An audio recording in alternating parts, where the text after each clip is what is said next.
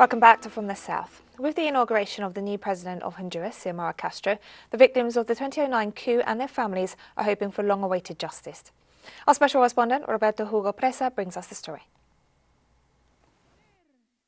In her inauguration speech, Xiomara Castro pledged to promote condemnation of the coup d'etat suffered by her husband on June 28, 2009.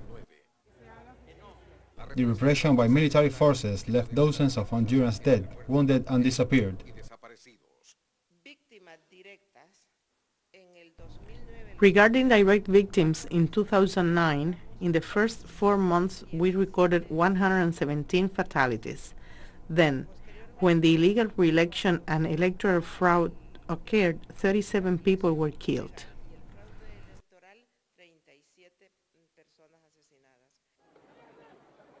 The military revolt also harmed the civilian population and the organized sectors that supported Manuel Zelaya. This union leader was the victim of persecution and was fired by the coup government. Well, jobs are lost because the workers affiliated to the unions joined the struggle to bring to light the crimes of the coup d'etat. Press freedom was also a victim of the repression. At the time, Héctor Amador was director of the state channel, and when he arrived, he found the station militarized. Our colleagues were taken out at gunpoint from the TV station, and I was not allowed to enter the facility.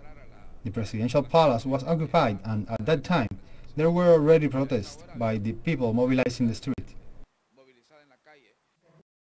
Media that did not support the coup were also persecuted and shut down.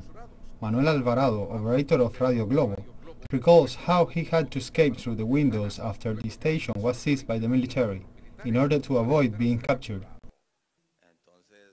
What we did is that we opened the microphones. We jumped down the back of the building where there is a vacant lot, and there's a workshop, and we jumped down a staircase with some ropes. I remember that David fell, he got hurt. Ronnie also jumped from there, and I jumped down last. Former Honduran President Porfirio Lobo, who replaced the coup leader Roberto Micheletti, was a key player in the return of former President Manuel Zelaya to the country. He recalls how, together with Comandante Hugo Chavez, he coordinated Zelaya's return.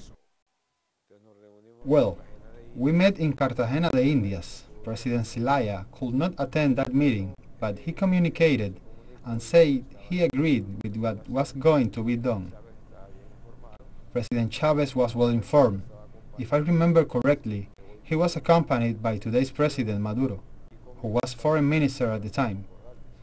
And with me was Foreign Minister Arturo Corrales, so we discussed and we signed the famous Cartagena Agreement, which was not an agreement of impunity, far from it, as some sectors have claimed. It was an agreement so that the President could have the legitimate right he had as an Honduran to be here in Honduras, as well as his political rights, and that any situation that occurred with him or his government collaborators will be in accordance with the Constitution and the law. With the arrival to power of Xiomara Castro, the victims and their families whose rights were violated during the coup d'etat are confident in justice being done. The Argentine government